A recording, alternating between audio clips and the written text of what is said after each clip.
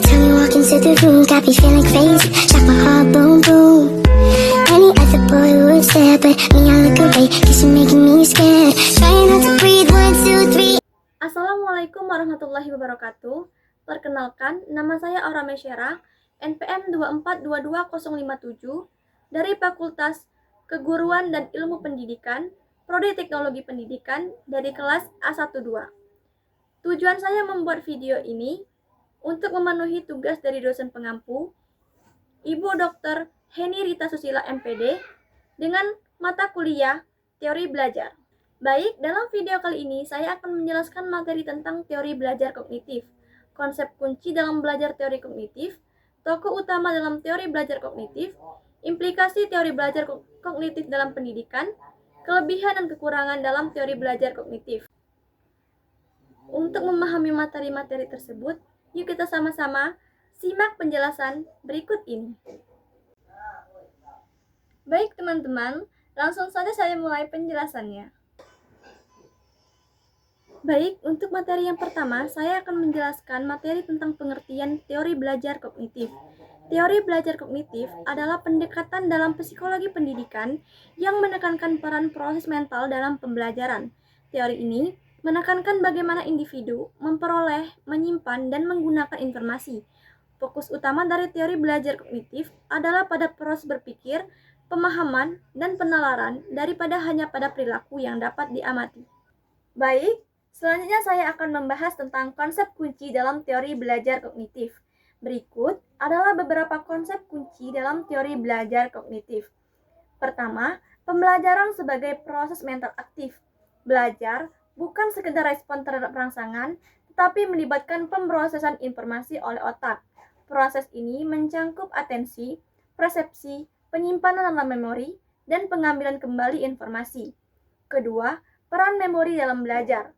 Memori sensorik menyimpan informasi dari panca indera untuk waktu yang sangat singkat.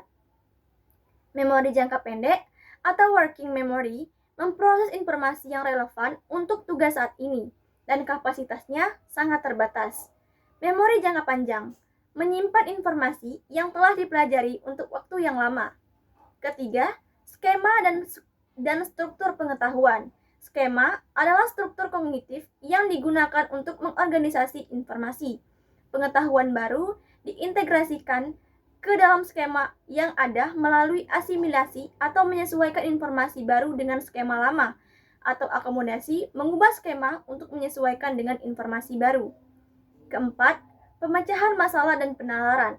Teori ini menekankan pentingnya berpikir kritis dan logis dalam memahami dan mengatasi masalah. Pembelajaran bukan hanya tentang menghafal, tetapi juga tentang memahami konsep dan hubungan antara informasi. Selanjutnya, materi yang ketiga yaitu tokoh utama dalam teori belajar kognitif. Tokoh utama dalam teori belajar kognitif. Pertama, Jean Piaget mengembangkan teori perkembangan kognitif dengan 4 tahap. 1.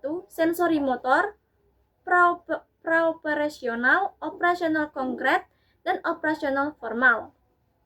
Fokus pada bagaimana anak-anak membangun pemahaman mereka melalui interaksi dengan lingkungan. Kedua, Lev Vygotsky menekankan pentingnya interaksi sosial dalam pembelajaran. Konsep utama Zone of Proximal Development atau ZPD, yaitu jarak antara apa yang dapat dilakukan individu sendiri dan apa yang dapat dicapai dengan bantuan. Ketiga, Jerome Bruner mengembangkan teori pembelajaran konstruktivis, menekankan pentingnya scaffolding atau dukungan sementara dalam pembelajaran. Keempat, Robert Jens menjelaskan hierarki belajar dan pentingnya urutan dalam menyampaikan materi. Materi yang keempat yaitu implikasi teori belajar kognitif dalam pendidikan. Implikasi dalam pendidikan. Pertama, guru harus memfasilitasi pembelajaran aktif dengan menyediakan lingkungan yang merangsang dan mendukung pemikiran kritis. Kedua, menggunakan strategi seperti diskusi kelompok, studi kasus, dan proyek untuk mendorong pemahaman yang mendalam. Ketiga, memperhatikan perbedaan individu dalam cara siswa memproses informasi. Teori ini banyak diterapkan dalam berbagai pendekatan pendidikan modern, termasuk pembelajaran berbasis masalah atau problem-based learning dan pembelajaran kolaboratif. Keempat, adaptif pada situasi nyata. Pengetahuan yang diperoleh melalui teori kognitif seringkali lebih mudah diterapkan dalam kehidupan nyata karena melibatkan pemahaman logis dan analitis. Kelima, meningkatkan keterampilan berpikir kritis dengan menekankan analisis dan evaluasi. Teori ini membantu siswa mengembangkan keterampilan berpikir kritis. Baik, materi yang terakhir yaitu tentang kelebihan dan kekurangan teori belajar kognitif. Berikut penjelasan dari kelebihan dan kekurangan dari teori belajar kognitif. Kelebihan teori belajar kognitif, pertama, berpusat pada pemahaman mendalam. Teori ini menekankan pada pemahaman materi, bukan sekedar menghafal. Hal ini membantu siswa memahami konsep secara lebih mendalam. Kedua, mendorong pembelajaran mandiri. Siswa diajak untuk aktif berpikir, mencari solusi, dan mengembangkan cara belajar sendiri, sehingga lebih mandiri dalam belajar. Ketiga, menghargai proses berpikir. Teori ini fokus pada proses mental yang mendasari belajar seperti perhatian, ingatan, dan pemecahan masalah yang membantu siswa memahami bagaimana mereka belajar. Keempat, adaptif pada situasi nyata. Pengetahuan yang Kekurangan teori belajar kognitif. 1. Kurang cocok untuk anak usia dini. Anak-anak kecil yang belum sepenuhnya mengembangkan kemampuan berpikir abstrak mungkin mengalami kesulitan dalam menggunakan pendekatan ini. 2.